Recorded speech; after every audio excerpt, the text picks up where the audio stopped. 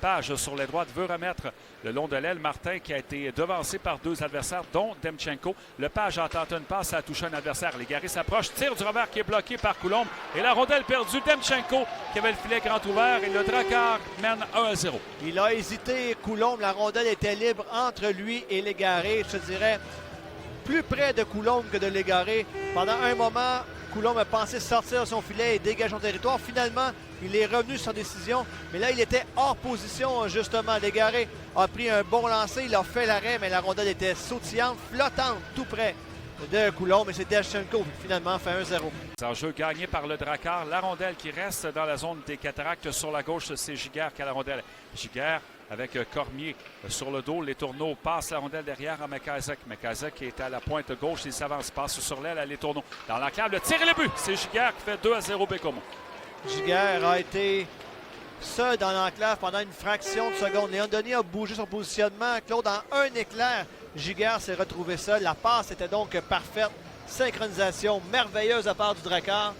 Giguère touche à 7 dans la partie supérieure du filet. C'est 2-0. Presque 5 minutes écoulées dans cette deuxième période. Toujours 2-0 Baie-Comeau. Tir d'Ortiz qui a été dévié, le but. Oh, c'est un but un peu chanceux, celui du Drakkar là-dessus. Je pense que c'est Demchenko qui a touché à cette rondelle. Chose certaine, c'est une mise en jeu gagnée clairement en territoire offensif. On a donc amené la rondelle vers le filet. Demchenko était bien marqué par un défenseur, mais son bâton traînait dans l'enclave. Et il a fait bifurquer cette rondelle complètement. Rondelle qui passe entre les jambières d'Antoine Coulombe pour faire 3-0. On est à la ligne bleue des cataractes. Chouinard qui envoie en zone neutre. Ponomarev voit sa passe interceptée par Proulx. Proulx entre en attaque, la passe au centre. Le tir et quel arrêt d'Antoine Coulombe qui est venu voler Hansons là-dessus et garde son équipe dans le match. Tir bloqué par Coulombe. À la ligne bleue, Légaré qui reçoit une passe. Son tir qui est bloqué par Coulombe. Le retour qui est pris par Fortier. Il remet à la ligne bleue Ortiz. Ortiz devant le filet, c'est dévié. Et Coulombe, encore une fois, fait l'arrêt. Le retour et le but. 4-0 Drakkar, but marqué en avantage numérique, fin de deuxième période. Je me demande qui a poussé cette rondelle derrière Coulombe. Il y avait deux joueurs du Drakkar, Claude, qui tentaient leur chance. J'ai hâte de voir la reprise vidéo. Chose certaine, c'est bel et bien un but. C'est peut-être Hansons. Je pense que c'est Hansons qui a réussi à pousser cette rondelle sous Coulombe. C'est Frattaroli qui ne peut dégager. Rondelle qui va à la ligne bleue pour jouer l'envoi derrière le but où c'est repris par le Drakkar. C'est McIsaac qui attend une passe. Tir bloqué. Le retour et le but! Maxime Trépanier. Premier match avec les Cataractes. Premier but.